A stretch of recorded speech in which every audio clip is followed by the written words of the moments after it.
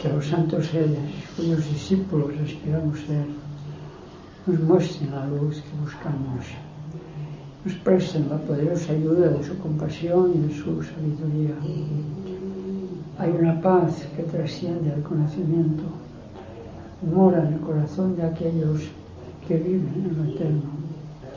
Hay un poder que todo lo renueva, que vive y se mueve en aquellos que conocen la unidad de ser.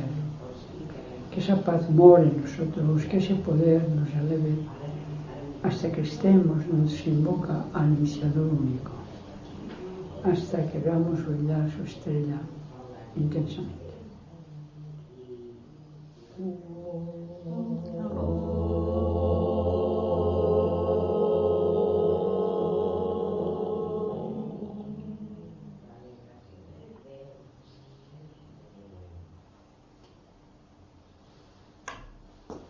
Y vuelve a estar con nosotros Jesús humano, que nos hablará del servicio en el sentido esotérico del término. B, buenas tardes a todos y bueno, muchas gracias por estar aquí en Mar Grande Mar, por invitarme de nuevo. Y hoy es el jueves 19 de enero del 2017 y el tema propuesto era hablar del servicio desde la perspectiva esotérica. Claro, en teosofía prácticamente todo lo que se toca es esotérico, es decir, no es que esté oculto en el sentido tradicional del término, porque no lo está, pero sí que está velado para aquellas personas, aquellas conciencias que todavía no han podido despertar a la luz interna. Por lo tanto, una vez se ha despertado a la luz interna, realmente no hay nada oculto. Dependerá en todo caso del nivel de evolución que tenga cada uno, del compromiso interno, del sentido de responsabilidad, el que unas cosas se presenten de una manera completamente abierta y otras pues exijan un poco de reflexión, de meditación, de desarrollo, de estudio, etcétera, etcétera. Pero hay que decir que para el estudiante de teosofía, para el estudiante de esoterismo, no hay absolutamente ninguna puerta cerrada. Solamente hay que tener en cuenta una cosa: según la edad del alma, unas puertas estarán cerradas y otras estarán completamente abiertas. Por lo tanto, de lo que se trata es de desarrollar la conciencia. Y cuanto más mejor, y cuando decimos cuanto más mejor, no es tanto la cantidad como la cualidad. Al hablar del servicio, imagino que todos entendemos la palabra servicio como ayudar a los demás. Cuando éramos pequeños, en aquella escuela, se nos decía que debíamos aprender reglas de urbanidad, que si ceder el asiento a las personas mayores, que si ayudar a cruzar una abuelita el paso cebra, que si tener cierto decoro y condescendencia con las personas así que tenían ciertas limitaciones psíquicas o físicas. Bueno, fue una forma de decirnos que el servicio se podía prestar desde la perspectiva humana, desde el aspecto más denso, y al mismo tiempo tenía un ejemplo muy claro, que si ese servicio se llevaba a cabo a esos niveles, que son niveles, hay que decir, muy primarios, la sociedad tenía unos valores, un respeto, es decir, una manera de aplicar la buena voluntad que al final redundaba en un comportamiento positivo de todos, en una ayuda mutua. A lo mejor no se profundizaba mucho, pero sí que servía para transmitir a la juventud un tipo de valores que desgraciadamente en estos tiempos pues no están de moda. En estos tiempos está de moda el fomento de la individualidad, el impulso de la competitividad, y de hecho se nos obliga a todos a competir. Y claro, la palabra competir y la palabra servicio, hay que decir que no se llevan muy bien las dos. Servicio, básicamente, hemos de entender por servicio en sentido esotérico la manifestación del alma en cualquier circunstancia de la vida y por lo tanto en cualquier actividad. Si saliéramos a la calle a preguntar qué significa la palabra servicio, la gente a lo mejor se quedaría diciendo que bueno, que servicio es ayudar a los demás. Eso es el tipo de voluntariado que las ONGs hacen de forma maravillosa, pero deberíamos profundizar un poquito más. Si decimos que detrás del servicio está el alma, entonces no nos podemos quedar con la primera entrega, que es ayudar a los demás. Unos lo hacen de manera económica, es decir, vienen con dinero, se quitan el problema del medio, lavan la conciencia, dan una cantidad mínima a veces. Se dice generalmente que cuando se da dinero se da lo que a uno le sobra. Por eso el dinero, dar dinero para los budistas y para la tradición budista no es un verdadero acto de servicio. Es un acto de servicio más interesante, por ejemplo, enseñar a una persona un oficio para que se gane la vida y realmente no tenga que depender de nadie más que de sí mismo. Pero claro, eso exige un compromiso y exige un corazón bastante abierto. Y aquí es donde quiero llegar. Si queremos hablar de servicio desde la perspectiva esotérica, hemos de tener en cuenta lo siguiente. El servicio es una actividad del alma. Por lo tanto, como es una actividad del alma, el segundo aspecto del alma, el amor, debe estar completamente manifestado. Si no está manifestado, ¿qué servicio podemos prestar a los demás? Generalmente, cuando una persona va a hacer un servicio, va a ayudar a alguien, en su fuero interno está la duda de decir, ¿me darán las gracias o no me las darán? ¿Me van a agradecer lo que voy a hacer o no me lo van a agradecer?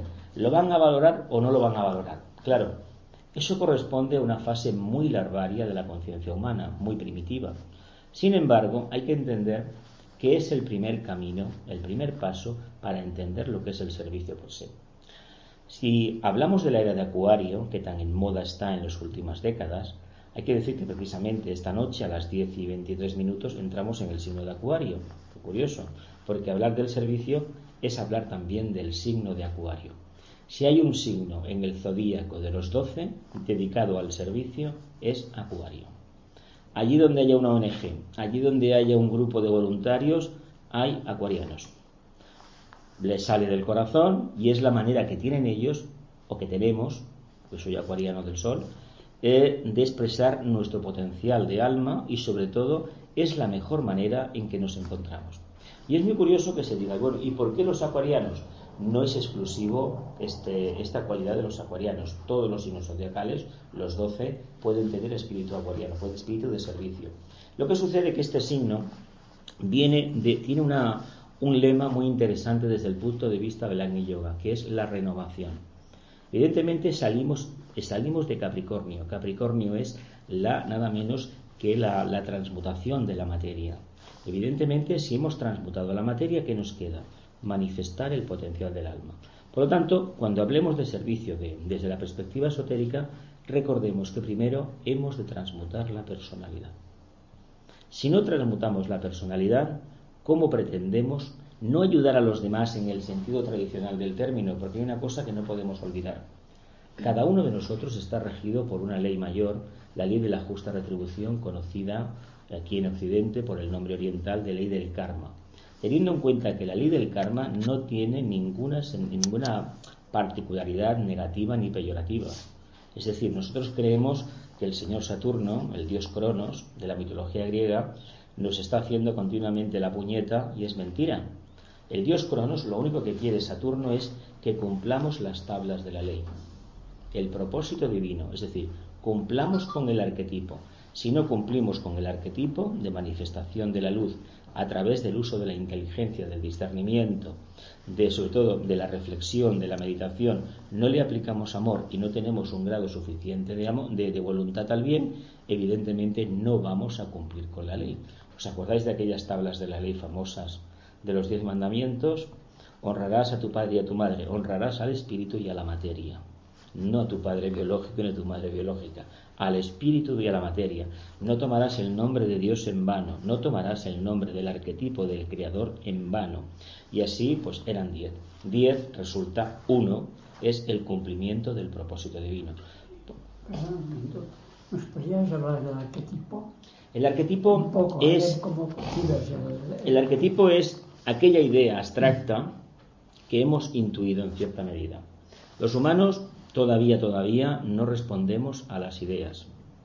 Entonces, ¿qué pasa? Como la idea es arquetípica, es decir, no tiene forma, se dice arquetipo porque está arriba, en los planos abstractos, sobre todo en la mente superior y en el plano búdico, y nosotros lo que hacemos es, esa idea que tenemos, que hemos intuido en alguna meditación, lo convertimos en una ideal de vida.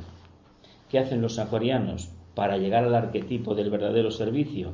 Pues ponerse a ayudar a los refugiados, por ejemplo, que es un buen servicio, ya sean los bomberos estos de Badalona, ya sea la gente que ha acogido refugiados, ya sean los fundadores de Cruz Roja, cualquier ONG, cualquier actividad que esté dedicada a ayudar a los demás sin cobrar nada a cambio o cobrando lo mínimo, es un acto de servicio. Incluso el trabajo diario podría ser un acto de servicio si no hubiera por dentro el apego que tenemos a la remuneración crematística, es decir, al dinero que cobramos. Si fuésemos un poquito más abiertos, no tendríamos ese pequeño enganche. Pero ¿qué nos sucede? Que la mente concreta, la personalidad, es la que nos domina. Por lo tanto, la mente concreta todavía no está coloreada con la energía del amor. Entonces, esos ideales de nuestra vida, de nuestra alma, los hemos convertido en ideologías, en normas de obligado cumplimiento. Es decir, hay que hacer esto porque el maestro lo dijo, porque lo dijo Buda, lo dijo el Cristo, lo dijo Shiva o lo dijo quien fuera. No importa. Pero ahí hemos matado ya el verdadero ideal. En el momento que lo convertimos en una norma de obligado cumplimiento, matamos la verdadera chispa divina. Que la chispa divina, en el fondo, el arquetipo está basado también en la duda. Son muy pocos los que realmente pueden introspeccionar hasta esos niveles superiores y alcanzar la idea primigenia. Lo que pasa que con el paso de los años nos hemos dado cuenta, sobre todo por los compañeros que nos precedieron en el camino, que siguiendo un determinado tipo de pautas, ese ideal de servicio a la humanidad se va ensanchando en nuestra conciencia y cada vez se hace mucho más claro. Por lo tanto, eso ya nos sirve de estímulo. Ahora bien, si eso lo tenemos que tomar como una orden, como una norma de obligado cumplimiento, lo que vamos a hacer va a ser frenar la posibilidad que tenemos de contactar con el alma.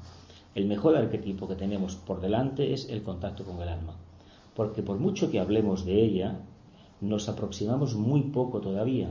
Estamos encarnados y hasta que realmente la luz, el amor y la voluntad no formen parte clara en nuestra forma de expresión, el alma como arquetipo está todavía un poco lejos. Ahora bien, si practicáramos el silencio, ese verdadero silencio, que en el fondo es fruto del desapego, que no tiene nada que ver con el mundo de la personalidad, que no tiene nada que ver ese silencio con que un día no quiero hablar porque los demás no me escuchan, sino porque no tengo nada que decir, porque en este momento no estoy deseando nada. Si escucháramos ese silencio, veríamos enseguida que el alma está mucho más cerca, el arquetipo mayor está mucho más cerca de lo que pensamos habitualmente. Dime. Ginara Hadasha, un expresidente de la Sociedad Teosófica, nos decía que para animarnos en el trabajo, en el servicio, que el arquetipo puede ser aquel super ser que algún día seremos, Claro. Pero claro, ¿qué dices tú? Solo cuando estamos en el de Bacán, a un nivel muy avanzado, a niveles superiores mentales, puede ser que veamos este ser. Claro. Es como un bombón, ¿no? Que Sí. nos ponen y ahí es posible, ¿no? Que no podemos imaginarlo, ¿no? Un lobo solar, yo qué sé. El referente inmediato superior para nosotros es el ángel solar. De hecho, a nosotros nos gustaría emular al ángel solar. A ver, nos pilla un poco lejos todavía, pero cada encarnación, nos vamos acercando un poco más a él. Pero no en el sentido físico del término, sino que vamos manifestando sus cualidades. Él no nos enseña nada en este sentido, no nos está enseñando nada, pero al estar al lado nuestro, evidentemente lo que está haciendo es que desarrollemos una conciencia. Esa conciencia nos va a acompañar siempre.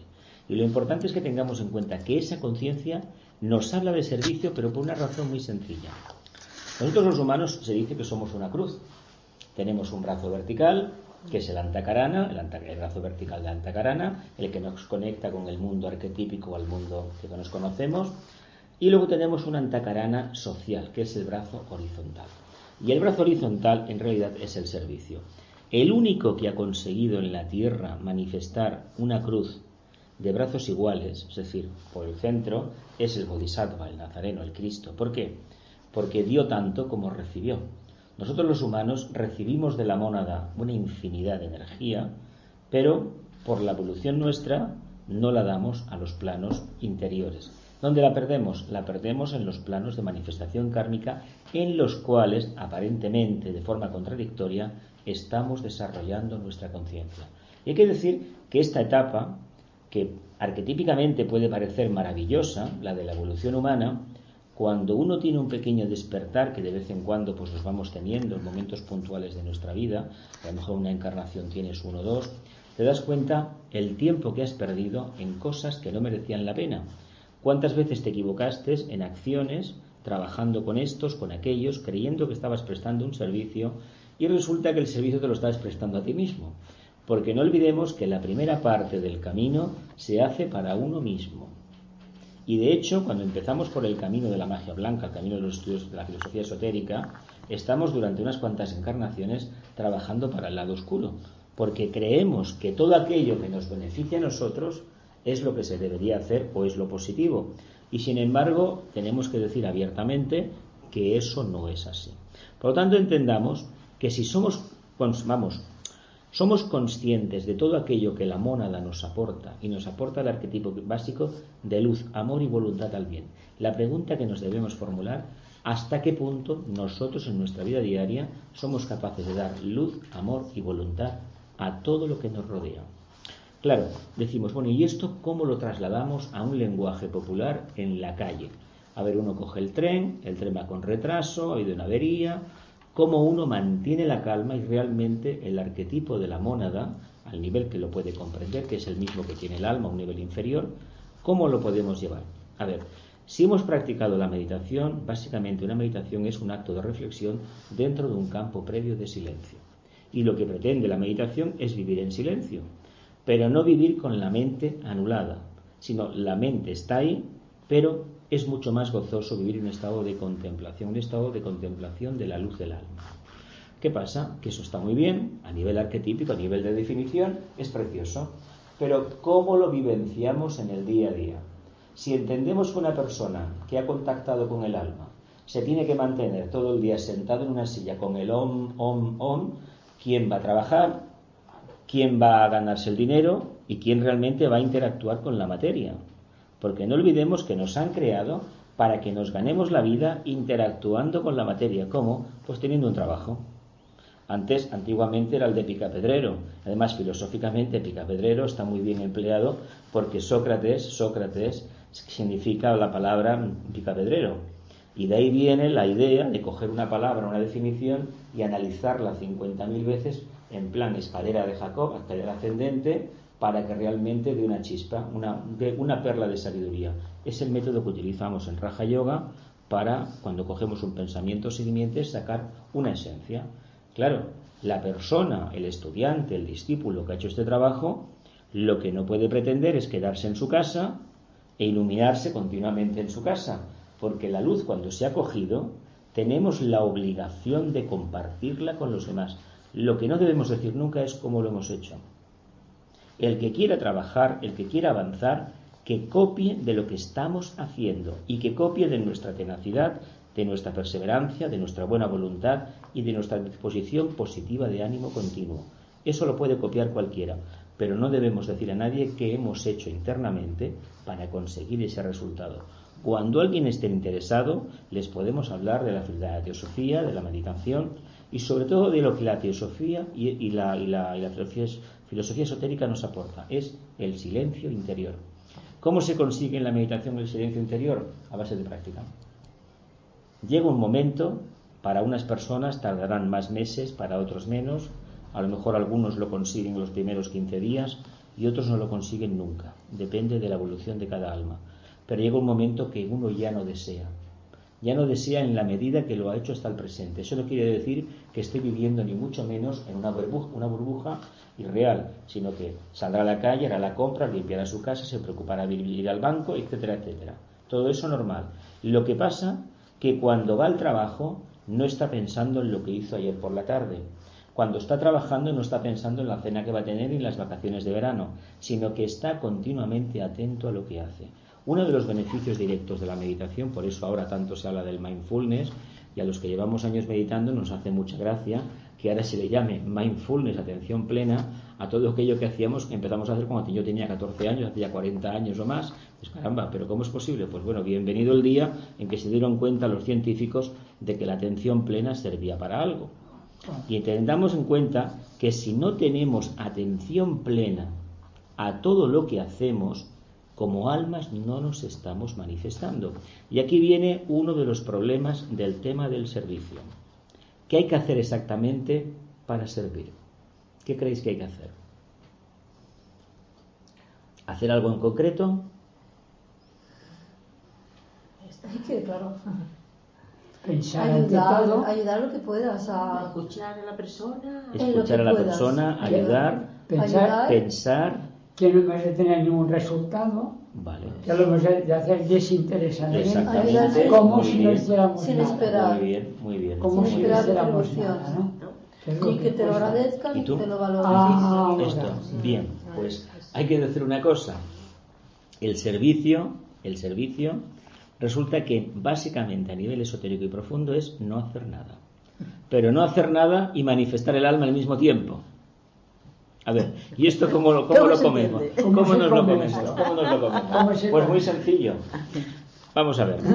Si estamos en el trabajo y tenemos al lado compañeros, ya se nos enseñó en el siglo XIX por las cartas de los Mahatmas y por los trabajos de la señora Blavatsky, que realmente el carácter se tenía que formar.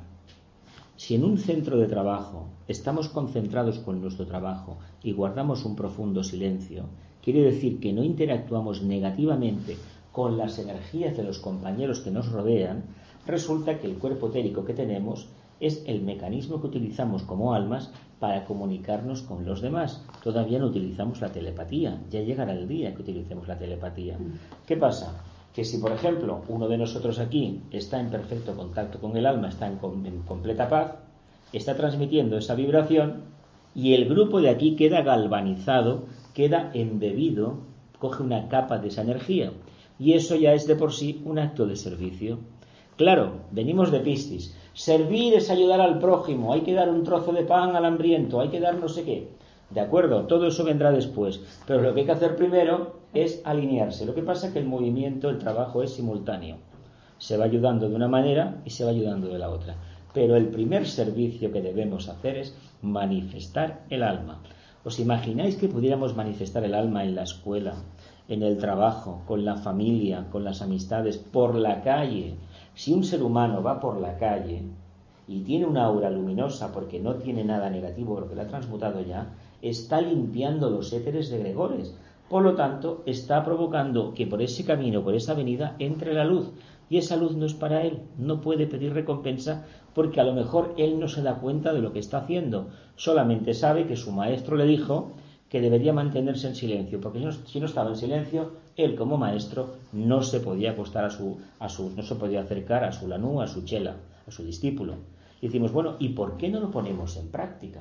En Oriente es muy normal que, bueno, es una tradición esotérica, que el discípulo llegaba a un gurú y el gurú le daba un mantra, un enigma, y lo tenía 4 o 5 años por ahí, como hacía Pitágoras, y al cabo de 4 o 5 años lo llamaba a ver qué veía. Si veía que el aura le había cambiado, lo aceptaba. Si veía que el aura estaba igual, ya te puedes ir porque este no es tu camino. ¿Qué pretendía realmente el maestro?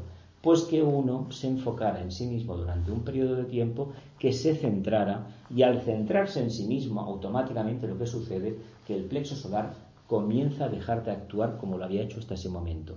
Ya no es el centro de atención, ya son los chakras de la cabeza, el laringeo, el ajna, el cardíaco. Y lo importante es que entendamos que mientras nuestra conciencia esté en el plexo solar, en el mundo de la personalidad, va a ser muy difícil que el servicio sea verdadero servicio. Ahora bien, no olvidemos que si vemos a una persona que le gusta ayudar a los demás y luego nos parece que es una persona que no tiene mucha luz, no nos preocupemos, no sabemos las disquisiciones, las diatribas, la evolución de esa alma y por lo tanto debemos respetar totalmente la decisión de los demás. Pero si nos lo queremos aplicar a nosotros, veamos realmente cómo podemos ayudar a los demás. Generalmente, cuando sucede un negativo el servicio y las catástrofes naturales, porque parece que la gente no entienda que se puede servir de otra manera. Solamente cuando hay un terremoto, cuando se quema una casa, cuando hay un vendaval, la gente sale en tromba a ayudar. ¿Hemos analizado alguna vez por qué sale la gente en tromba a ayudar? Porque aquellas personas están padeciendo. No olvidemos una cosa, los muertos no padecen, Los muertos no padecen, Si viene un terremoto y mueren 1000 personas, o viene un vendaval y mueren 1000 personas, los muertos no padecen, han desencarnado, nada más. ¿Quién padece entonces? Los que han quedado vivos, ¿no? ¿Y por qué padecen? Por el miedo que tienen a imaginar por un momento que se pueden encontrar en la misma situación. Y no entendemos que en el fondo lo que tenemos es el puñetero miedo a la muerte. ¿Os imagináis a alguien que fuera a ayudar a los que han quedado vivos, que lo han perdido todo, y que tienen que aceptar una premisa que en teosofía se entiende? Lo que ha pasado, Por lo tanto, no se puede uno lamentar para nada de los 1000 muertos que han habido o de lo que haya pasado, y si, como hemos visto en muchas películas americanas, sobre todo en los documentales, esos tornados que hay en Estados Unidos que arrancan las casas porque son prefabricadas y se quedan sin nada. Sin embargo, vuelven a empezar otra vez. Y lo importante es que entendamos que nos olvidemos de las circunstancias y continuemos, porque si no, como servicio no estamos haciendo nada. Nos estamos sirviendo a nosotros mismos. Y cuando vayamos a prestar un servicio, es decir, no en el sentido tradicional del término, sino que una vez que manifestemos el alma, hemos de ser muy cuidadosos de escoger el lugar a donde vamos, dónde nos vamos a manifestar, dónde vamos a hablar, qué amistades queremos tener y en qué círculos nos vamos a desempeñar. ¿Sabéis por qué? Porque la luz, la energía que podemos llevar, resulta que los hermanos de la oscuridad también la necesitan. Y a veces se tiene la idea de que hay que enviar luz y amor a los magos negros, a la logia negra. Y hay que decir que la logia negra ni agua, ni aire, ni viento, ni sol, nada. Uno se olvida por completo. ¿Y por qué lo digo? Porque ellos van a coger esas energías, que como somos humanos no van a ser muy refinadas, y las van a utilizar en nuestra contra. Por lo tanto, dejemos que ellos hagan su servicio y nosotros hagamos el nuestro, que es fomentar la luz, hacer el bien. Nunca hacer el mal. Por lo tanto, entendamos siempre que el alma va a ser el agente director de nuestro comportamiento. La pregunta que aquí nos podemos hacer es una cosa: ¿y cómo sé yo que detrás de mis buenas intenciones está el alma? Hay una frase en la Divina Comedia, que es de Dante Alighieri, que siempre se cita en estudios esotéricos, que decía que el infierno estaba empedrado con las buenas intenciones. Con las buenas intenciones no se va a ninguna parte. Vamos a ver, todos tenemos buenas intenciones de ser mejores personas, ¿no? ¿Y por qué no empezamos a ser buenas personas ahora mismo y no dentro de un mes? Esto es como las dietas después de Navidad. Todo el mundo se apunta al gimnasio después de Navidad. Todo el mundo, conozco muchísima gente que empieza dietas, oye, y no se ve que después de 30 años se hayan adelgazado mucho, más bien lo contrario. Y es recurrente. Y en lugar de ponerte una fecha, una meta, porque el alma no tiene metas, ¿por qué no empecemos ahora que lo estoy pensando? ¿Por qué no empiezo el cambio ahora? Si empezáramos ahora mismo el cambio, ya no nos plantearíamos resultado alguno. Porque no olvidemos una cosa: en la evolución no hay resultados concretos. En el momento que llegas a la cima de la montaña, estamos por ahí unas horas todavía en Capricornio, la tercera iniciación, realmente lo que hace el discípulo ya iniciado es darse cuenta que dentro de la luz no puede continuar, que tiene que bajar, darle la espalda a la luz y compartirla con los demás. Por lo tanto, servicio. Es esa actitud que tiene el alma de compartir la luz, el amor y la voluntad con sus congéneres. Y esto es muy importante que lo tengamos en cuenta. No se trata tanto de que ayudemos a la persona necesitada. Tenemos la manía de ayudar, interesarnos por la vida de los demás para fisgonearla y para decirnos a nosotros mismos: menos mal que a mí no me está sucediendo esto. Se han quedado sin trabajo, el marido se ha ido, la mujer sola, los servicios sociales, le van a cortar la luz, le van a cortar el agua, están durmiendo en un colchón en el suelo, menos mal que a mí no me pasa. ¿Cuántas veces decimos esto? Montones de veces, ¿no? ¿Sabéis lo que estamos haciendo con esa forma de pensamiento? Hacerle la puñeta y entorpecer la vida de esa persona. Por lo tanto, ahí no hay verdadera caridad, no hay verdadero amor. Una de las condiciones que debemos tener muy claras es que la mente concreta debe estar quieta. El Kamamanas debe de estar quieto. Porque si vamos a prestar un servicio allí donde sea con nuestra presencia y estamos juzgando a los demás, o tenemos la valentía de decir una barbaridad tan grande como es su karma, evidentemente que es su karma, eso es una obviedad muy grande. No lo debemos decir nunca. Porque detrás de esa afirmación suele haber muchísimo odio. Y no olvidemos una cosa: como discípulos, como estudiantes de teosofía, como futuros iniciados, nuestra misión es limpiar todos los egregores de la humanidad, las miasmas, los establos de augías. Los establos es la propia humanidad y esos son los egregores. ¿Y qué debemos limpiar aquí? Pues algo que olvidamos muchísimas veces en el camino. No se trata tanto de ir a ayudar al necesitado, sino de escuchar al necesitado en una primera etapa. ¿Cuántos de los que estamos aquí, un grupo reducido, tenemos costumbre de que la gente nos suelte a veces unas cosas que dices: madre mía, las cosas que me cuenta la gente? Si escuchamos a los demás en silencio y dejamos que ellos suelten su tensión, su emocional, su problema, y no interactuamos a nivel mental, os puedo asegurar que a nuestra casa no nos llevamos ningún problema. Nos llevamos el problema cuando mentalmente intentamos interactuar con unos egregores que esa persona lleva en su aura, y cuando yo intento racionalizar el proceso me los llevo yo. Por lo tanto, la actitud correcta en el servicio es escuchar en silencio, con buena disposición de ánimo. La gente ha contado su problema, no les hemos dado ningún sermón, porque esto hay que tenerlo muy en cuenta. Cuando una persona tiene problemas, lo que menos quiere es que le den un sermón. A ver, yo he conocido gente que le ha salido un cáncer y ha venido el clásico espabilado de turno. Si hubieras tomado limón por la mañana, esto no te hubiera pasado. Si hubieras hecho esto, no lo sabe nadie. Esto es perder el tiempo. Y además, cuando uno está tan fastidiado, lo que menos quiere es un sermón, que le lean la cartilla. Esto es falta de caridad, falta de compasión. Por lo tanto, entendamos una cosa. Si tenemos la potestad, la capacidad, y os tengo que decir que a veces es un poco duro, porque a veces la gente viene con problemas considerables, se pone a llorar, y claro, uno pues no es de piedra y a veces acaba escogiendo cosas un poco feas, ¿no? Pues ¿esto por qué pasa? Pues pasa sinceramente porque no he actuado como alma. Porque si hubiera actuado como alma, hubiera estado en una actitud de divina indiferencia, es decir, no indiferencia con la persona, sino con el problema de la persona. Por lo tanto, lo hubiera neutralizado. Y cuando uno se implica un poco, ¿qué pasa? Que al final se acaba siendo afectado. El Buda, en sus famosos sermones, habló de estos temas. Y nosotros hemos de entender lo siguiente. Si tenemos esa capacidad de escuchar a los demás, yo estoy seguro que ya estamos prestando un servicio. Y si no, comprobar a alguna persona que os haya contado algún drama, alguna cosa grande en los últimos años, y que vosotros lo hubieseis escuchado con verdadero amor, os va a decir al cabo de un tiempo lo bien que se encontró y lo bien que le fue el consejo que le disteis cuando no hicisteis absolutamente nada, solamente escucharlo. Y eso lo viene a cuento porque en ese momento quien estaba actuando no era la personalidad, era el alma. Por lo tanto, el servicio es una característica, una potestad de la conciencia, del alma, de la mónada actuando a este nivel intermedio. Por lo tanto, tenemos el añadido de que en la medida en que nos acerquemos a ese arquetipo, a esa idea genérica que tenemos de lo que es la auténtica luz, el auténtico amor y la auténtica voluntad al bien, estaremos limpiando los éteres que nos circundan.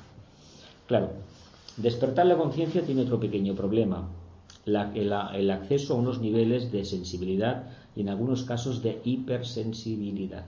Hay gente, muchos compañeros, compañeras en el camino, en el mundo de la teosofía, esoterismo, que lo pasan a veces bastante mal cuando hay situaciones emocionales conflictivas, gente que tiene el plexo solar muy alterado y que realmente es muy difícil dialogar y mantener una actitud racional con estas personas. Y aquí nuevamente el silencio es la solución, el remedio absoluto. Si uno está en una reunión en perfecto silencio, no os preocupéis que esa energía acabará impactando en el aura de la persona que está alterada. Y al final, sin darse cuenta, o bien se marcha, o bien se calla y cambia completamente de actitud. Pero ahora bien, es a cambio, a condición de que nosotros tengamos la voluntad, apliquemos la voluntad para mantenernos como almas, no implicarnos como personalidades. Porque si actuamos como personalidades, no estamos haciendo servicio con mayúsculas.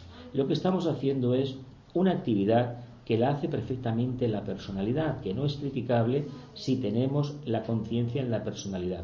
Pero si tenemos la conciencia en el alma, no podemos ir hacia atrás, no podemos cometer ese error. Nos hemos de mantener cada día en un peldaño más elevado. No olvidemos que estamos en una escalera. La escalera parece un círculo perpetuo, tiene una ascendente, es una espiral ascendente, y lo que hemos de hacer es iniciar el servicio mañana en el punto donde hoy lo hemos dejado. Y hoy tiene que ser en el punto de ayer, pero siempre subiendo. No nos podemos estancar.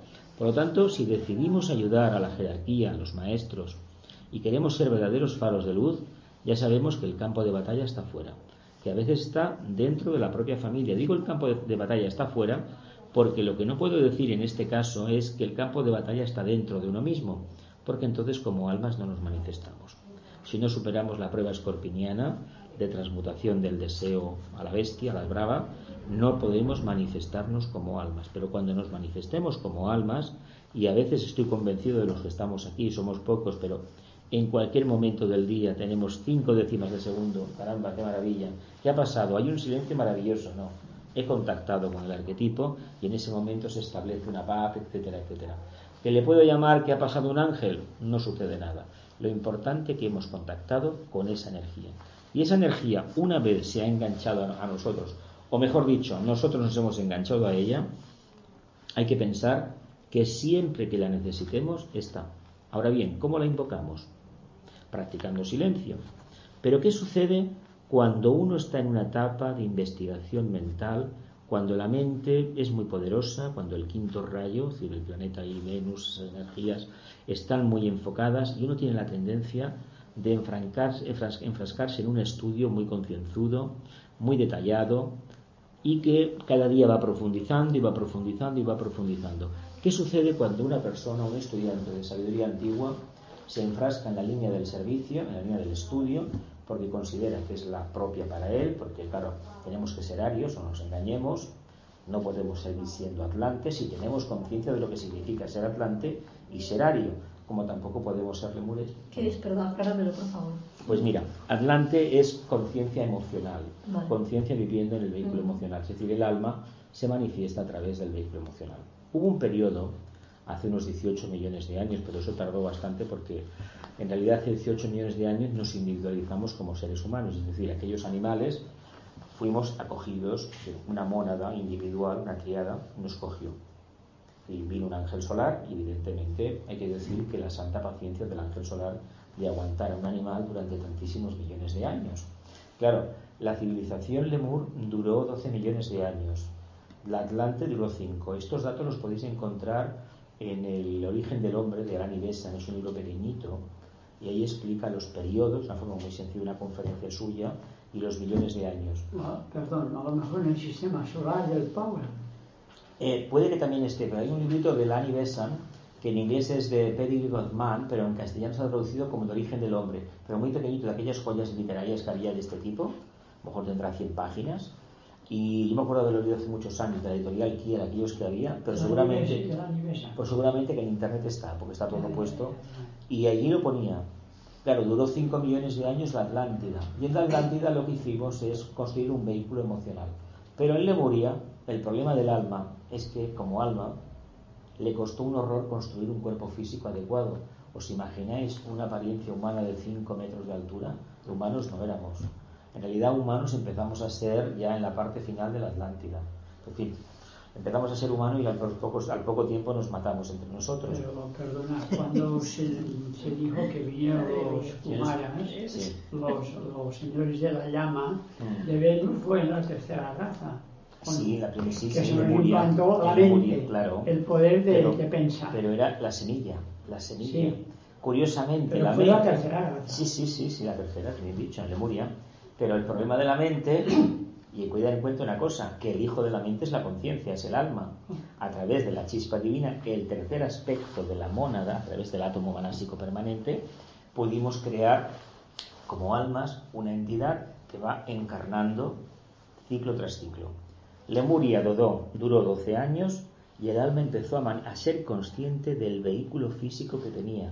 De ahí viene el Hatha Yoga y de ahí viene lo que conocemos ahora, el deporte, los piercings, los tatuajes, todo aquello viene de Lemuria.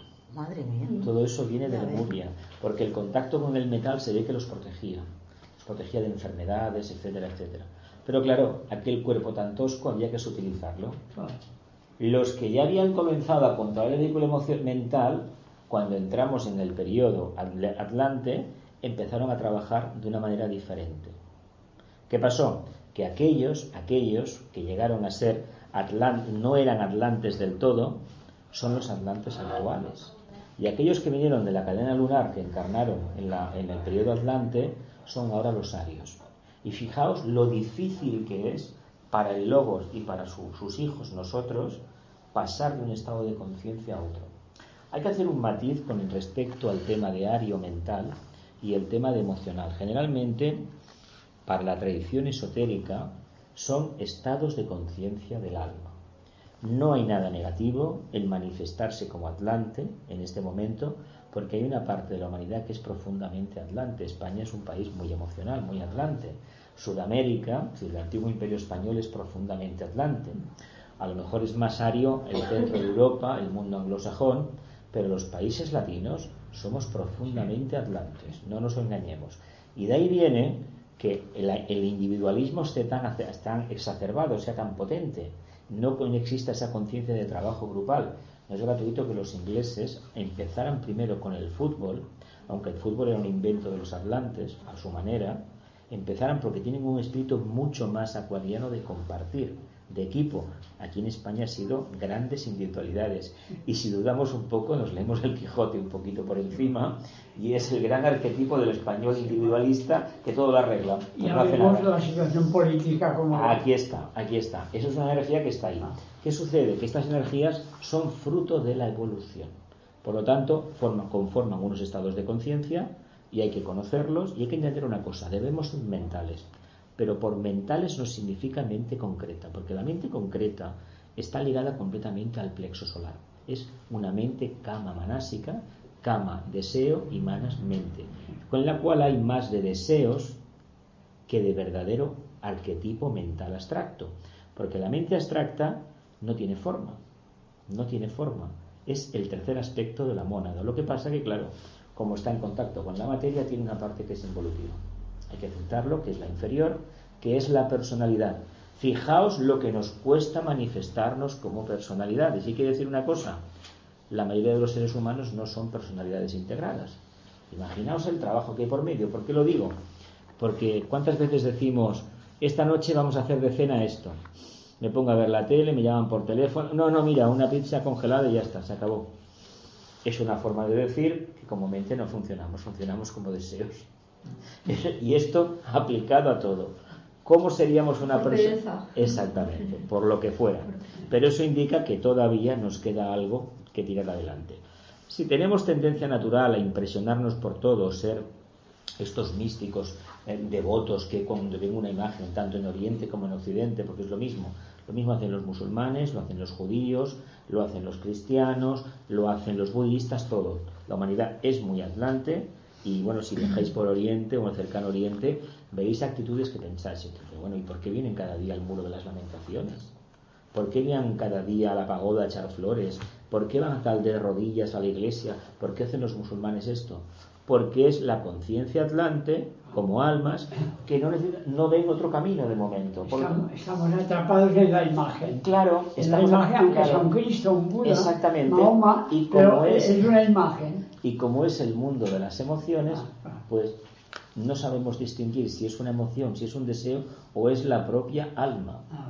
De hecho, hasta que no aparece Madame Blavatsky con lo que es Isis sin velo, ella, hay que decir que, aunque sabéis que empezó por el tema, quiso atraer a los estudiantes a través del tema del espiritismo, dando una nota mucho más elevada, hasta cuando él los tuvo y dijo: esto se acabó, esto hay que hacerlo de otra manera. ¿Por qué? Porque en aquel momento las almas despiertas estaban en el tema del espiritismo, porque claro, habían salido del patrón de la era victoriana, que aquello era, bueno, todavía la era victoriana, aquello era horroroso, es decir, solamente mente, un espíritu muy germánico, muy alemán, aquello de decir solamente existe la mente concreta. No olvidemos que en aquel momento se había publicado años antes el famoso Origen de las especies de Darwin, que es un canto a la mente concreta completo. Antes había escrito otra maravilla, que es La riqueza de las naciones, un libro, un tratado de economía que está en todas las universidades del mundo. Este era John Smith, me parece que era John Smith, que es el que habla del fundamento del liberalismo económico, pero para aquel momento, el siglo XIX, pues aquello fue un aldabonazo. Claro, la jerarquía quiso que Blavatsky pusiera la contraparte. Evidentemente ella empieza con los relatos de Isis sin velo y luego ya suelta toda la carga de profundidad con la doctrina secreta. ¿Para qué? Para que nos diéramos cuenta que aquello, y sobre todo la presentación que habían hecho las religiones actuales, conocidas actualmente, era una manipulación de la auténtica esencia. Porque ella, cuando le dedica un libro, ¿cuál es el cuarto? El simbolismo de las religiones, me parece que es el número 4. Lo que quiere hacer es que se haga un estudio comparado de las religiones y se va a ver que las verdades de unas y las verdades de otras son las mismas. Son iguales. Hace unas semanas, la víspera de Navidad, circulaba por WhatsApp unas imágenes por internet de todos los grandes avatares que celebraban su nacimiento el día 25 de diciembre. Que si Krishna, que si Buda, que si este, que si el otro. Prácticamente es un mito universal. Cuando uno estudia teosofía, la doctrina secreta, la señora Blavatsky o la señora Besant, se da cuenta que se puede alcanzar el arquetipo y que todas las etiquetas que tenemos son diferentes estados de conciencia.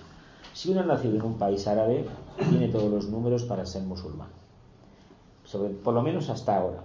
Dentro de 50 años no sabemos. ¿Y esto es negativo? No, esto es el karma del grupo, el karma que tiene uno como alma, y cuando encarna en un país musulmán tiene estas características. Cuando nace en un país budista, otro tanto, y así sucesivamente, como los que encarnaron en la etapa soviética o en la China maoísta o la España franquista. Es así, hay un karma con el grupo. Por lo tanto, eso no es ni negativo ni positivo, es necesario para manifestar el alma. Por lo tanto, como se trata de servir, de manifestar, extraer afuera lo que llevamos dentro, nada mejor que comprendamos de dónde venimos y supuestamente dónde estamos y imaginar un poco hacia dónde nos encaminamos. Pero sobre todo, focalicémonos en el momento presente. ¿Qué nos encontramos en estos momentos? Pues que estamos en un mar de confusiones. Se suponía que los aspectos lemures deberían haber quedado trascendidos y sin embargo el cine y la televisión han caído en una herejía para mí de una separatividad increíble, el culto al cuerpo. Fijaos en los locutores, las presentadoras de televisión, los actores. Yo a veces me echo las manos a la cabeza y digo, ¿la gente normal dónde está? ¿Cuándo voy a ver presentar un telediario, un hombre con barriga, una mujer llena, cargadita de carnes, un ser normal y corriente como los veo por la calle? Y sin embargo me sacan gente, algunos anoréxicos, marcándose las clavículas a ellas, con una ropa imposible de ponerse, unos zapatos imposibles y francamente en los huesos. No lo sé. Y entonces, ¿qué sucede? Que eso es ni más ni menos que un culto al cuerpo, un culto a la forma. Y a la forma se hizo el culto en la Lemuria. Y Lemuria no estamos ya. Estamos en el periodo ariano. Hay que despertar la conciencia, la mente. Hay que despertar el estudio, el análisis y la reflexión. Curiosamente se quitan los estudios de filosofía de la enseñanza arreglada. Claro, la filosofía es lo que te permite especular, hablar. Vamos a hablar del destino del ser humano. Una mente concreta dice, eso es una tontería. Nacemos, vivimos, somos una reacción bioquímica, nuestro cerebro, las neuronas, y después de esto no hay nada. Esto lo dice el científico, la mente concreta. La mente abstracta no lo puede decir porque la mente abstracta no lo sabe. Y el científico tampoco debería decirlo, porque si aplica el verdadero método científico del Descartes, el filósofo francés, realmente no se puede decir que esto es agua hasta que no se ha analizado y se han visto las consecuencias de su ingesta. Es agua, si no, no es agua. Pero ¿qué sucede? Que los científicos también tragan muchas veces y manifiestan sus propias creencias en la ciencia. Y hoy en día, si hay un campo de la vida pública, de la mundial, de la evolución, que es bastante dogmático, es el mundo de la ciencia. Hombre, de hecho nos considera como unos ilusos por creer en la reencarnación, a pesar de que se están haciendo cada vez más estudios y ya se han detectado que algo sucede, han detectado unas energías que se mueven. De ahí a que exista un escáner y lo puedan ver en 3D, a lo mejor no hay tanto, y si lo han visto no lo van a decir.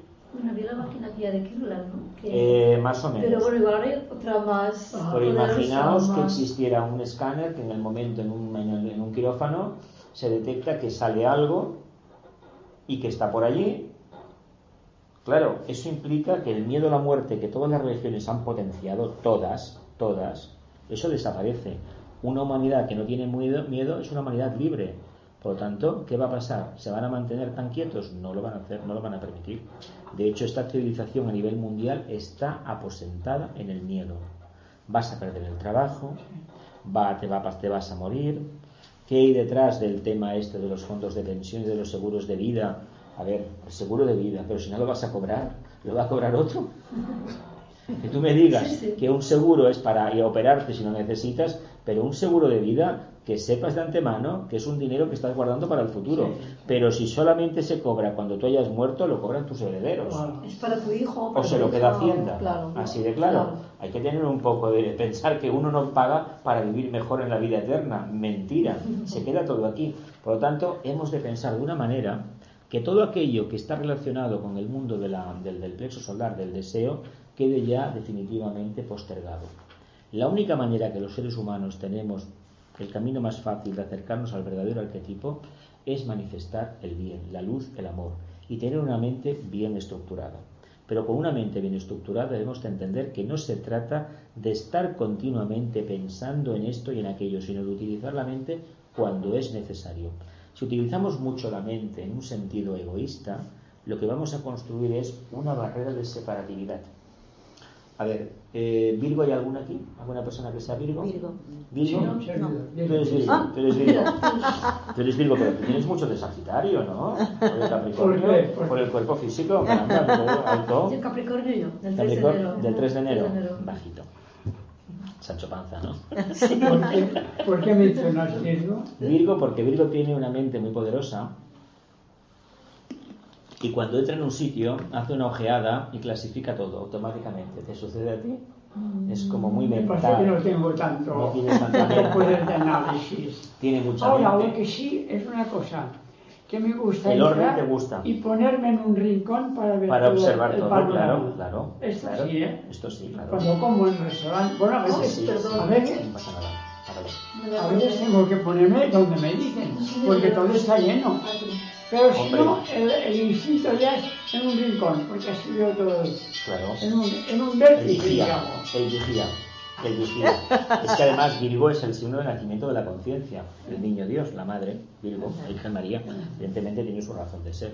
Pero a veces es el planeta Venus, que tiene el regente cuando se utiliza de una manera muy egoísta la energía, no estoy porque todavía el corazón no ha despertado, lo que hacemos es que usando la mente, lo que nos convertimos son verdaderos magos negros. Es decir, ¿el por qué? ¿No habéis conocido a lo mejor a un médico muy mental en un hospital que os da unas explicaciones frías y que en lugar de llamarle muerte le dice que bueno, que el problema no esto no tiene solución, o te dice de una manera que te transmite, no te transmite confianza en el sentido, sino que le falta una chispa de amor? Sí. Eso es fruto del estudio de horas y horas. Donde mejor se ve es en los abogados, en los notarios, en los jueces, en los arquitectos. Todas las personas que utilizan mucho la mente suelen ser personas que no tienen prácticamente ninguna emoción, y si las tienen son para el fin de semana en su casa con su gente. Y claro, a veces vas, por ejemplo, a un banco o al ayuntamiento o a cualquier gestión y te encuentras con gente y dices, a ver, esta gente es mental concreta, le falta esa chispa divina, y verdaderamente dices, caramba, a lo mejor iría todo mucho mejor que fueran todo un poquito más abiertos. Lo que pasa es que los han creado, los han formado para ser muy competitivos. Y no han entendido que se puede ser competitivo también con una sonrisa en los labios. Y cuando intentan sonreír, fijaos bien que no es de verdad. Y yo lo que os invitaría es que le miraréis a los ojos. Porque algunos tienen unas miradas... Me callaré de lo que veo, ¿eh? Me callaré de lo que veo. Bastante oscuro, bastante negativo. Algo solamente... Vamos, yo me atrevo a decir que muchos de los que he visto solamente les mueve el dinero. Francamente les mueve el dinero, no el despertar de la conciencia, y no se acercan a la gente, no descienden a los niveles emocionales, porque para ellos el mundo de las emociones es fruto de gente ignorante, es propio de gente ignorante. O débil, exactamente, sí. Gente ignorante, gente débil. Entonces yo lo que os quiero insistir es que cuando seamos mentales no tenemos por qué comportarnos como ellos, de ninguna manera. Se puede ser perfectamente alegre, y podemos ser mentales en la medida de que las emociones de los demás no nos afectan, y muy especialmente las nuestras no nos impiden hacer nuestro trabajo. Como vivimos en un país que está rodeado de agua, Cataluña tiene una costa muy grande, hay que tener en cuenta que esas energías estamos a 50 metros del mar. Evidentemente la energía del agua, el astral, está aquí. Claro, la energía astral está aquí. ¿Qué vamos a hacer? ¿La vamos a rechazar? No. La vamos a sublimar, la vamos a sutilizar. Vamos a coger los deseos y le vamos a dar la vuelta y convertirlo en verdadera aspiración. Transmutar. Claro, vamos a redimir esta emoción y la vamos a convertir en una aspiración, en una realidad de conciencia, en un plano inmediatamente superior. Podríamos decir el mental, pero en el caso del mundo emocional, su contraparte superior es el plano búdico. Vamos a entrar en el corazón desde el plexo. Es un proceso largo, pero hay que empezarlo. Hay que despertar el centro cardíaco, el chakra cardíaco, y empezar a pensar con el corazón y amar con la mente. Ese es el objetivo de los discípulos. Cuando realmente hayamos alcanzado el arquetipo que nos toca, mediante contactar más con la mónada, amaremos con la mente y pensaremos con el corazón. Decimos, ¿cómo vamos a pensar con el corazón si no tiene neuronas? Pues mira, tiene neuronas. Se sabe que tiene algo parecido a un tejido biológico, unas células parecidas a las neuronas, pero lo más importante, que la forma de pensar con el corazón no es como habitualmente lo entendemos, darle vuelta a un tema, sino despertar la intuición. Aquí viene una de las patas de los aposentos naturales del verdadero servicio. Será la intuición la que nos diga a dónde debemos ir y qué es lo que debemos hacer. Porque si a priori nos planteamos quiero servir, creo que nos van a salir cada día 1 y 1000 argumentos para no hacerlo. Yo tuve mi época en que quería hacer muchas cosas y cada vez que intentaba algo, la mente concreta, el demonio, salía en contra mía. Claro, la primera impresión es la que cuenta. De acuerdo, confiadísimo, a las pocas horas resulta que no. Y hasta que no me di cuenta que tenía que cambiar esa polaridad, que me la generaba yo, porque la mente concreta se alimenta de los miedos. La mente concreta busca siempre la seguridad de la forma. Y claro, hasta que no te das cuenta que son tus propios miedos los que te impiden hacer el trabajo, por muy bien argumentados que estén, pues no cambias. Y eso que quiere decir que muchas veces lo que me decía la mente concreta era cierto, que iba a perder el tiempo, que me iba a pasar esto y aquello, y me pasaba. Pero pensé, no, aquí hay que perseverar, aquí hay que cambiar. Y bueno, al cabo de los años la luz se dio. Pero es una catarsis que luego pude comprobar que otros compañeros también han hecho y compañeras han hecho a diferente a su manera también. Y en el fondo se trata de lo mismo, la mente concreta es necesaria, el plexo solar es necesario, pero para ponerlos al servicio del alma, de la conciencia superior. Y sobre todo en el momento en que la mente dirija la personalidad, estamos ya a un paso de fusionar las dos unidades, las dos mitades de un mismo ser, el alma y la mente concreta.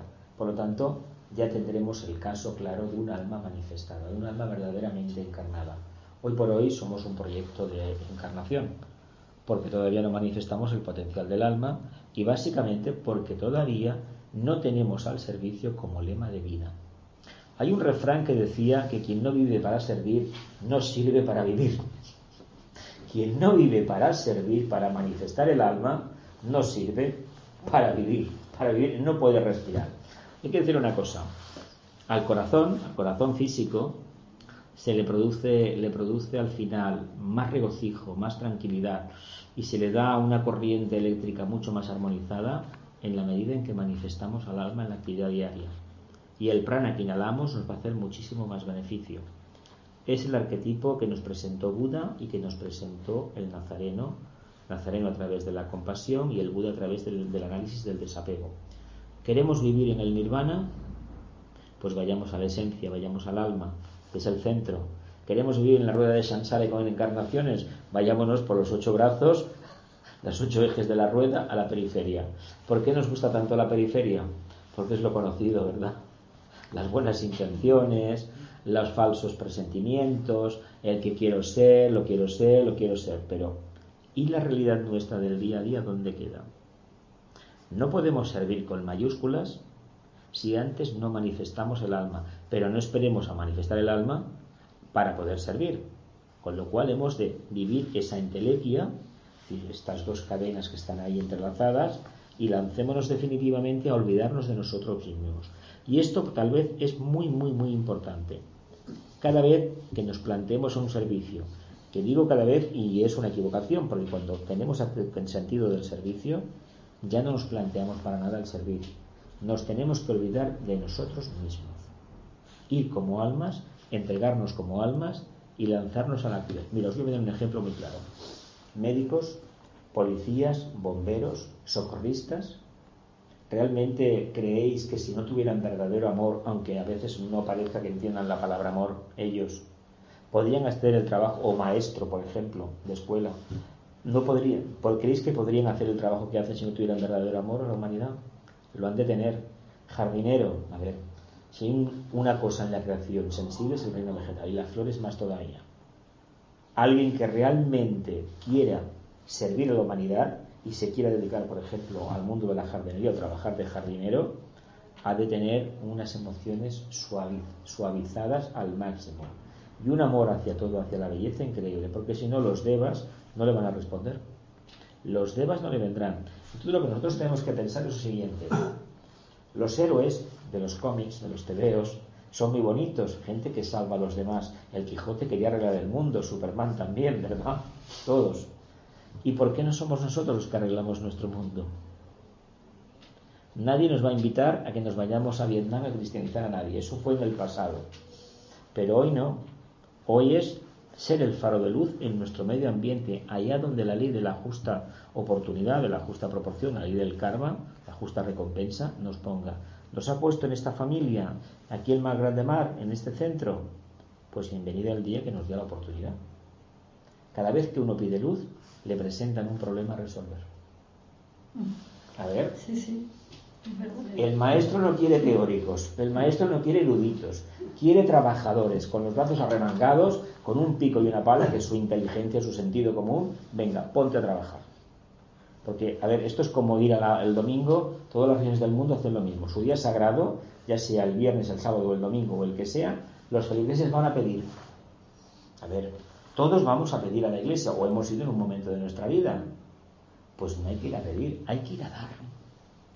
Imaginaos si por un momento pudiéramos ver la cara del arquetipo superior, del logos, ¿cómo estará de que le vayamos a pedirle? Pero bueno, ¿esto qué es? Y a llorar. Y a llorar. Que hemos ido bastante. Pues todo esto hay que desterrarlo. Hay que cambiarlo por el gozo del contacto con el alma, por la alegría del servicio. Y cuando es compartido, cuando uno ve los frutos que da el servicio, adelante. Hay ejemplos en el mundo en los cuales esa actitud de servicio provocaron auténticos cambios. El padre Vicente Ferrer, el de la Fundación, Mahatma Gandhi, Martin Luther King, Nelson Mandela, Teresa de Calcuta. Hay infinidad de casos en todo el mundo y seguramente que conoceréis en vuestro medio ambiente gente que ha consagrado su vida al servicio. Hasta no hace muchos días se hace, ya cada vez menos, en España, pues rara era la familia, si era muy numerosa hace décadas, que no tuviera un hijo monja o sacerdote, porque era la idea que se tenía del servicio, desgraciadamente dentro del paraguas de una organización. El motivo era el amor al prójimo, que es algo loable. Lo que no estaba tan bien, a mi modo de ver, es el paraguas que mentalmente cernido, constreñido, muy vinculante, muy castrante de la Iglesia Católica, porque imponía unos dogmas de fe muy duros. Pero el anhelo era servir a Dios. Lo que pasa es que se puede servir a Dios teniendo una familia y trabajando en una fábrica o llevando un tren o un avión. Es decir, esto hay que entenderlo. Esto no nos va a quitar nadie. Y ahora lo que sabemos mejor, porque Krishnamurti nos lo enseñó, que no había que hacer nada para manifestar el potencial. Es saber estar aquí conscientemente. Es decir, no sentado y divagando, no, en silencio. Cuando estoy en silencio, la antacarana está... Hay un arco voltaico. Cuando no estoy en silencio... Bueno, esto es, jauja, astralismo puro y duro. Por lo tanto, sí al servicio, pero no todos los servicios valen. Pero hay que empezar por lo mínimo, equivocándonos con razones que a veces dices, bueno, más vale que nos lo pensemos lo que estamos haciendo, pero aún así hay que hacerlo. Porque así solamente sabremos hasta dónde somos capaces de llegar. No aprende nadie si no es a base de errores. Si no es a base de picar piedra. Y recordemos una cosa muy buena que se atribuye a un filósofo de Córdoba de la época romana, Séneca: nunca lo mucho costó poco.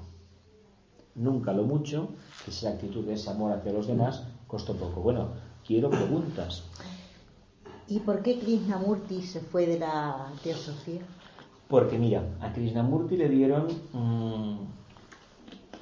me parece que fue en 1912 la segunda iniciación y la tercera se la dieron en el 20 o 19 por ahí. Su conciencia entró en un estado de evolución tan grande, empezó a contactar con arquetipos mayores y evidentemente hay que entender una cosa: él quiso vivir la libertad y yo imagino que después de la tercera le dieron la cuarta en muy poco tiempo, porque todo lo que dice él es propio de iniciados. Y además, ese dolor que tenía todas las tardes es el dolor del despertar del Saharrara, que se asocia a la famosa corona de espinas que le ponen al Nazareno, al Jesús, porque a Jesús en ese psicodrama le dan la cuarta y a su maestro, que no hemos conocido nunca el nombre, le dan la de Bodhisattva. ¿Qué pasa? Él, cuando acaba con todo, quiere decir que el arquetipo que teníamos de Piscis, que eso que fue la previa, pero sobre todo del aspecto padre del gurú, eso hay que renunciar, porque el único maestro está uno dentro de uno mismo. Y Krishnamurti para esto es definitivo. Es decir, si quieres leer algo que te dé la confianza interna clara de que en ti está la solución a todo el problema, Krishnamurti. De hecho, un libro se parece muchísimo al otro. Además, él no escribía nada, solamente la autobiografía, eran sus alumnos que lo copiaban. Pero él lo que le decía a muchos que iban cada 2 por 3 a verlo, usted no se ha enterado de nada. Sí. Y cuando le querían aplaudir, no aplaudan porque no sirve para nada. ¿Por qué? Porque en lugar de captar el mensaje, interiorizarlo, estar en silencio, estaban analizando continuamente lo que decía Krishnamurti. Por lo tanto, él les decía, os estáis perdiendo la oportunidad. Y de hecho hoy en día hacemos todavía lo mismo. Sí. Habla alguien y empezamos a darle vueltas. Por eso os decía antes, cuando alguien nos consulte algo, nos plantee un problema suyo personal, no analicemos nada, escuchemos nada más. Que nos acordamos de 2 cosas, no os preocupéis, es más que suficiente, o de una o de ninguna, pero hemos estado atentos. Y ya saldrá el problema, ya saldrá la solución al problema. Porque él insistió mucho que a través del uso correcto de la conciencia de la mente superior se neutralizaban las miasmas que nos generan el karma. Él para esto es muy certero. Y claro, para eso no hay maestros. Uno ha aprendido y luego se ha lanzado a predicar. ¿Qué es lo que tenemos que hacer nosotros? Eso es el servicio. Y no se trata de ir a ninguna parte. Sí que le criticaban de que todos los jueves se sentaba allí en el asta, en la sala aquella, y la gente iba. Pero él no llamaba nunca a nadie. También hay que decir esto. La gente iba. Nunca se publicitó. La gente iba. ¿Por qué iba? Bueno, algo tendría. Yo no lo conocí. He conocido gente, en amigos de la India que ya fallecieron, que lo habían visto varias veces en Suiza, en Sanén, pero yo esto no. Pero decía... que sí llamaba. Ahora, una persona pequeña, sí. Una vocecita de nada, sí. Una cosa que parecía que fragilísima, pero mira el potencial que tenía. Pero cuando hablaba algo había. Se formaba una atmósfera, no sé. No sé, tiene algo, no sé, y vuelvo el mes que viene. Sí, y pues sí. Te llega, es un que te llega. Él decía una tierra sin camino.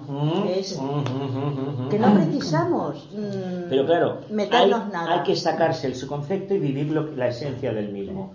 El cristianismo iba por ahí, el budismo también. Lo que pasa que los que vinieron después le dieron la vuelta a todo. Saturnino Torra lo conoció personalmente, No lo conocí, por poco no lo conocí. Pues asistió a una charla de él en Suiza, en Zanen, me parece. Bueno, y él estaba en un rincón detrás, ¿no? Y delante, a primera fila, había, los entendidos, los que parecía que le comprendían más, ¿no? Y en un momento determinado, pues se fijó en Saturnino, le debió ver su aura, que estaba al fondo, porque aquello, una vista panorámica del local, en fin, y aquí me parece que no hay nadie que me comprenda más que aquel señor. Saturnino lo había explicado varias veces. Dice, ¿y vosotros qué hacéis? ¿Estáis durmiendo? Porque estaban, yo he visto... entendían más que Krishnamurti, pero como ya les vi a Laura, su situación, su actitud, ¿entendés? Pero se fijó enseguida en Saturnino. Sí. Y el libro que compramos vale la pena, La mente en meditación. Sí. La mente en meditación, que es hay, no sé, ya lo habrás leído, supongo, es un libro que se ha juntado o se han, reunido los diferentes aspectos de la manera que él entendía la meditación. Y a mí lo que me ha llamado más la atención, porque claro, siempre, la conciencia se fija más cuando lees un libro, en según qué frase, en según qué palabra. Y a mí me ha gustado, muchos aspectos, ¿no? Pero más que todo es saber observar sin el observador. ¿Os habéis captado esto? En este libro. Saber observar, simplemente observación. Objetiva. Que no hay nada personal. Pero claro, ahí tienes que tener para empezar a ser eso una comprensión. Y lo que dice Jesús, empezar a saber estar en silencio, en silenciar la mente. Y claro, eso cada uno tiene que hacerlo a su aire, a su modo. Claro, porque según él no se precisa nada, se precisa al revés. Es que no se precisa meter nada, es al revés, es sacar lo que tenemos. Es que el servicio es vaciarse y meter el alma nada más. Ahora. El alma que no tiene forma. Es arquetípica, no tiene una forma concreta. Es decir, no sé. No sé y saber a la vez. Pero es no ser, es la personalidad, sacar todo eso y quedarte sin identidad, sin carné de identidad. Por eso os he dicho antes, si escuchamos a los demás sin analizar nada, sin utilizar la mente concreta, nos estamos vaciando y es el alma la que está captando. Claro, un diálogo donde uno como alma escucha al otro solamente genera silencio, profundo vacío. Y esa, cuidado, es la que la otra persona se lleva como una paz. Y luego a lo mejor os dice los consejos tan buenos que me diste, pues no te di ninguno.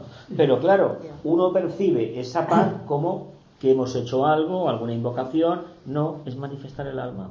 Ojalá más seres humanos pues se animaran a realizar el trabajo, evidentemente. La mayoría, la mayoría cuando te cuentan o contamos algo, en general no pedimos consejo. Queremos eso, que nos escuchen. Sacar lo que llevamos dentro. Sí. Y que el otro nos escuche. De hecho, los consejos no se siguen nunca, No se siguen nunca, A mí me han dado algunos sin pedirlos y ahí se quedaron, La mayoría no. Hasta que aprendí a no pedir consejo.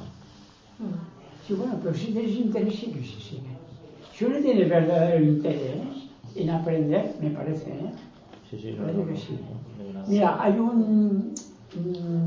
a veces, ¿no?, te interesa poner orden en los estantes, ¿no?, en el escritorio y los papeles que hace tiempo que no has visto y intentas poner un poco de orden. Y no hace mucho, que os lo llevaré porque ya lo tengo pasado, que viene de una raíz teosófica, pero ahí no pone el autor.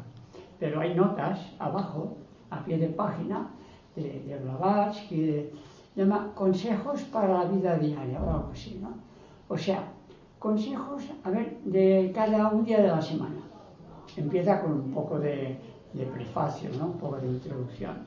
Luego empieza domingo, lunes, martes, miércoles, hasta el sábado. Y cada día, pero de una manera sabia, para mí, cuidado, y se nota que es de raíz teosófica. Bueno, ahora lo comento porque hablando de los consejos, ¿no? Entonces esto me dio, caray, pues esto vale la pena. Y era un libro que era un libro más pequeño, ya estaba medio estropeado, no sé de qué año era. Parece como si aquello que decir que lo tenía que aprovechar, ¿no?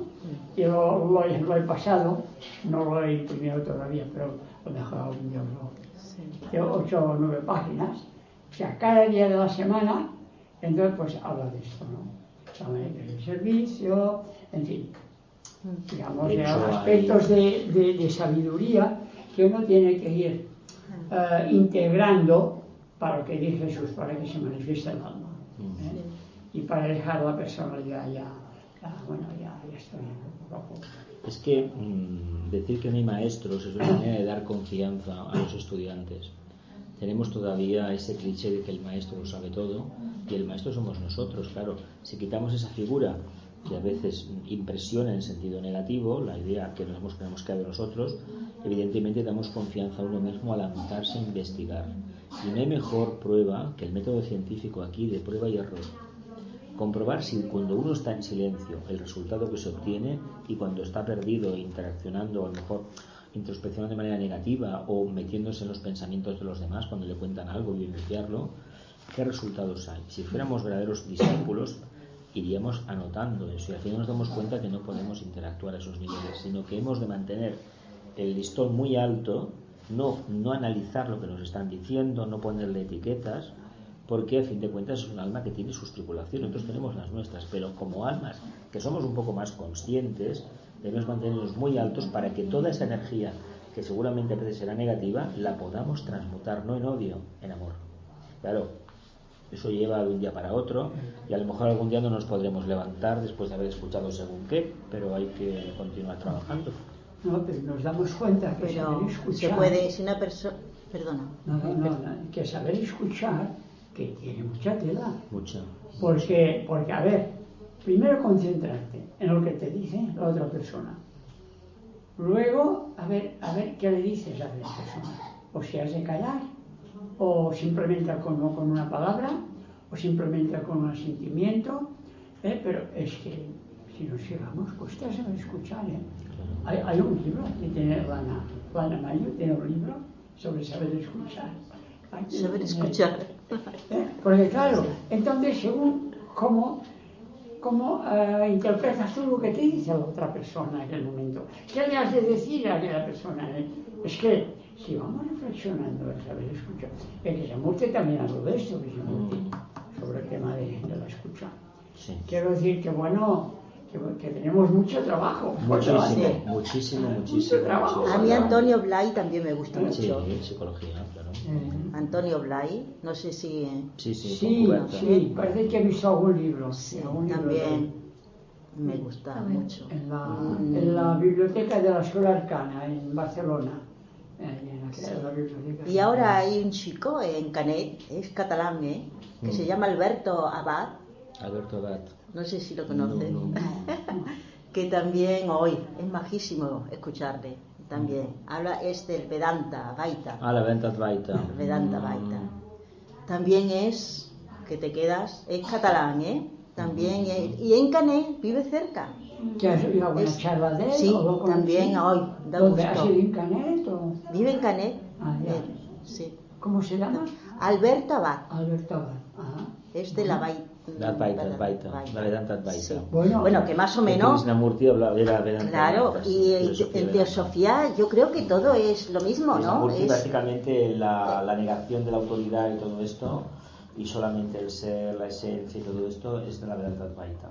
Por eso que es la misma línea. Lo que pasa es que uno tiene que interactuar, uno tiene que escoger cuál es su camino. Tiene que verlos, tiene que picotear por ahí y lanzarse, porque en una encarnación hay un problema, nos hemos de definir, que nos equivocamos, solamente nos hemos equivocado, la derrota ha sido de unos grados, pero es preferible equivocarse trabajando que acertar no haciendo nada. Porque el alma se basa en la evolución en realidades de experiencia. Claro, ¿por qué os insistía tanto en el servicio, el silencio como acto de servicio? Porque nos va a dar experiencia y es nuestro fruto, no es lo que dicen los libros. La gente que siguió a Krishnamurti no entendió, ni los que siguieron al Buda ni al Nazareno no entendieron los sermones, porque siempre utilizaban la mente para analizarlo. Y hace 2000 y pico de años, imaginaos lo que había. No es como ahora que hay educación obligatoria, no es así. A lo mejor éramos nosotros, en cierta medida. Puede ser. Claro, pero no teníamos el acceso a la cultura y no habíamos podido desarrollar la conciencia, porque la primera preocupación era comer. Vamos a ser sinceros. Porque la enfermedad era terrible, vivíamos muy pocos años, es decir, que eso de que el pasado fue maravilloso, ni hablar. El presente es maravilloso. No, y además lo que habla de Krishnamurti, es que es una pasada.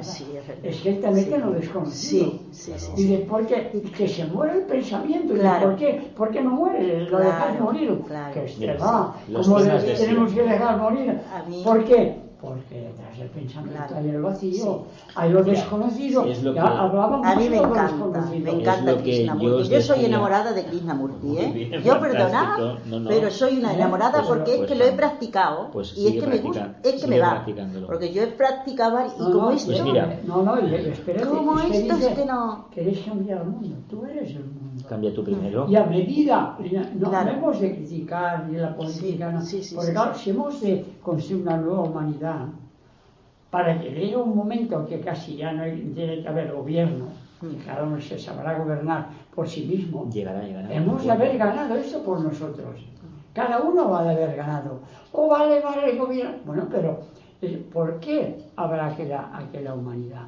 ¿Por qué habrá aquella paz y armonía? Porque cada uno se lo habrá ganado. Claro. Nosotros ya habremos pasado. Todavía tenemos que volver a ver.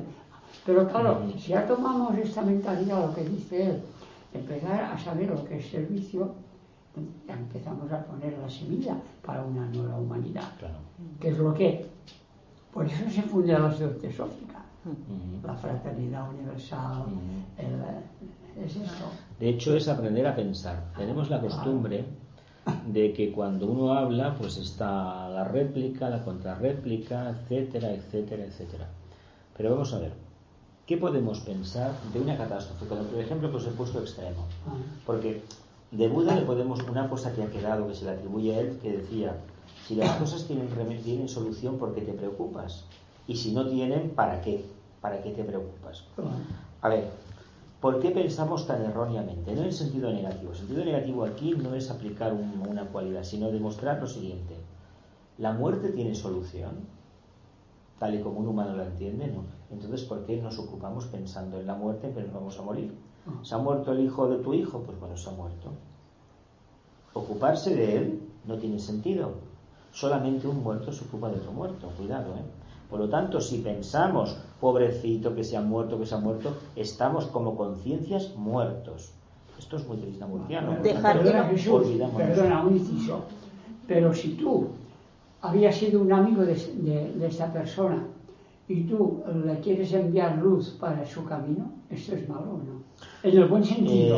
Hay que mantener el espíritu, yo te recuerdo la conciencia, que tengas luz en tu proceso. La conciencia, visualizarlo si es necesario, tener en el corazón un sentimiento de gratitud, pero no entrar en detalles para nada, porque eso ya pasó. Eso se puede hacer un día, una recapitulación de cómo fue el primer día que te enteras, con las primeras horas, y ya está, ya lo pensamos, y olvidarte, se acabó.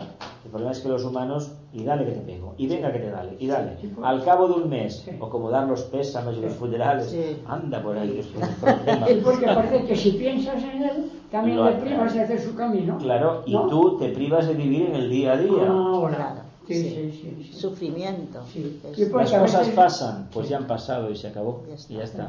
Y no hay que tener más historias. Bueno, para mí ya es un poquito tarde. Bueno, 21. pues... ¿Tenéis alguna pregunta más o qué? Sobre el ángel solar, Dime. se puede decir que es... Sí, cuando dices un ángel solar, te referías al Logos solar, ¿no? No, al ángel solar. Me refiero a esa entidad que vino del corazón del Logos, que nos apadrinó y que es el arquetipo y es nuestro verdadero maestro. Hombre, el ángel de la guarda, digámoslo así. No, es otra entidad, es otra entidad. Ese ser, con su presencia, posibilitó que nosotros, cuando se nos implanta la chispa divina, que corresponde con su arquetipo, pudiéramos desarrollar el hijo de la mente, que es el alma. Ya. Entonces, bueno, otra charla dedicamos al ángel solar.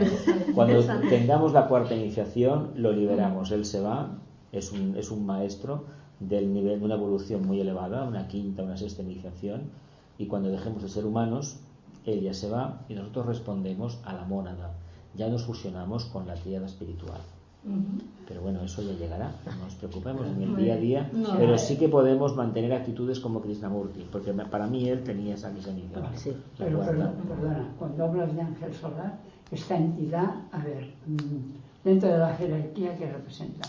No, representa, no. De los seres que nos gobiernan. Él está de padrino de los humanos. Vale. De los humanos. Es el proceso de individualización. Él nos ha ayudado. Está dentro del Logos solar. Está con nosotros, prácticamente es el ser que nos ha acompañado, pero no somos nosotros, evidentemente. No somos mónadas, en este caso. Lo que pasa que hoy por hoy tenemos una conciencia, pues muy poco de ello. El día que tengamos una conciencia mucho más elevada, que podamos transmutar ya y nos podamos fusionar con esa tríada espiritual, tengamos conciencia del plano búdico, del subplano búdico, evidentemente ya el Antakarana estará construido. Ahí ya el ángel solar llegará un momento que se irá por la presión que ejerce el Antakarana, la energía que viene del plano búdico, en lo que es el vehículo causal. Entonces esto será sustentado, será cambiado, la conciencia no se pierde, pero ese ser que con su presencia, con ese vacío, permitía que eso funcionara, ya no está. Ya vía intuición tenemos acceso al conocimiento superior, a los mundos superiores. Es una Blavatsky tenía un ejemplo así, era una cuarta iniciación también. Claro, por ello eso era tan especial como personalidad. Pues ya digamos, cuando ya estáis espabilados, yo ya claro, me iré. Claro, cuando ya no necesitamos ese ser, autoafirmado, ¿no? Ya no necesitamos además que lleva ya mucho tiempo con nosotros, hay que liberarlo, que haga otra cosa, ¿no? De revocaciones. Él está crucificado como Prometeo, es el mito de Prometeo encadenado, pero porque nosotros nuestra conciencia, en lugar de estar en el mundo arquetípico, está en el estercolero, vaya, en el mundo en el infierno. Por eso tenemos esos problemas. Entonces ahora es dejar la mente y la intuición. La emoción. Dejemos las emociones. La mente, en este y ser caso, conciencia, la conciencia. Es decir, estar centrados en lo que hacemos. Primera lección. Y no utilizar la mente en sentido negativo. Ni juzgar ni nada. Lo que sea ser. Ahora eso sí hay que trabajar, ¿eh? Ya. Porque, a ver, uno quiere hacer unas vacaciones en verano, irse al Caribe, vale, de acuerdo. Se precisa. Saca los billetes. Claro, los saca para el mes de agosto, pero no está haciendo el viaje ahora, ¿eh?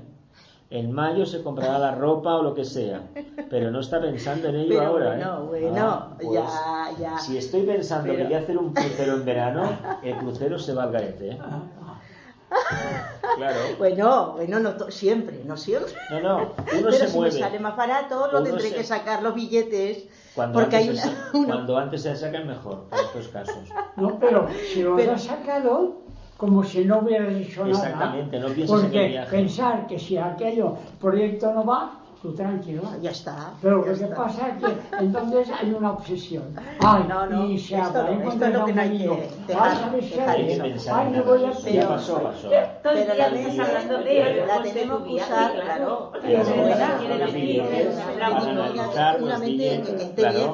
Pero para las cosas que tenemos que hacer. A ver, una mente quieres práctica, hacer el viaje, para ¿no? la práctica. Pues te miras los catálogos que salen en enero y te lo miras todo, pues mira, este es el que mejor me gusta, más me gusta. Bueno, pues dame 2 plazas para esto, tal fecha, tal. Bueno, pues en mayo me compraré la ropa, me vacunaré si voy a un país del tercer mundo, etcétera, etcétera. Y mientras tanto estoy en mi actividad diaria, en mi conciencia. Y no estoy pensando en una cosa que no voy a hacer, porque que de momento no he hecho. Porque una cosa, el día, si sigo pensando, cuando llegue al crucero no me va a gustar, porque lo he idealizado tanto que ya no me va a gustar. Porque es la mente, mejor se va al garete. La mente está condicionada, claro. Es el deseo, la verdad. No es la mente, es el deseo. El deseo. El kamamanas. No, esto hay que dejarlo. La mente se precisa para hacer estas cosas, pero ya está. Es la conciencia la que ahora... No hay que estar cada día más. La conciencia es la que ahora tiene que trabajar. No, y la doctora Besan, en el estudio de la conciencia, sí. La doctora Besan, cuando habla del deseo, dice esto. Es que la mente es esclava del deseo. Claro. Pero llega un momento que la mente se da cuenta y bueno, ya está. Ya, cuando yo una pasta. Ay, yo me quiero comprar. No me acababa de... Mira, una manera de controlar la mente es lo siguiente. Uno, por ejemplo, ahora, pues dice, bueno, ¿qué voy a hacer? Voy a mi casa, voy a tomarme un café. Vamos, si voy a tomarme un café, me tomo el café y no estoy pensando que me voy a tomar el café. Y cuando llego a mi casa no me estoy lamentando por haberme tomado el café o por no haberme tomado el café. Con lo cual estamos simplificando nuestra forma de pensar. Las energías no distorsionan, somos más sencillos y somos mucho más profundos a la hora de actuar. Por lo tanto, ¿en qué perdemos la energía? Lo voy a hacer, la puñetera margarita, deshojando cada día la margarita. Plancho la ropa, no la plancho, salgo, no salgo, veo la tele. Pero eso indica que todavía somos larvas humanas. No, hago esto, ¿quién se equivoca? Si no he fregado los platos hoy en mi casa, ¿quién se ha equivocado y quién me va a juzgar? Nadie. Por lo tanto, ¿dónde está el problema? Que me he ido al cine, tiene que haber... Pero ¿quién me dice que tenía que hacer otra cosa? Si mi conciencia ha estado en ir al cine, pues he ido al cine, como he venido a esta charla esotérica teosófica, y punto. No tengo que pensar nada más. Claro, es que el problema es que nosotros nos fustigamos después. Y lo he hecho porque lo he hecho y porque no lo hice. No. Esos son errores. Eso nos quema, nos fricciona y nos provoca enfermedades. Eso. Así que, un minuto de silencio y cortamos. Sí.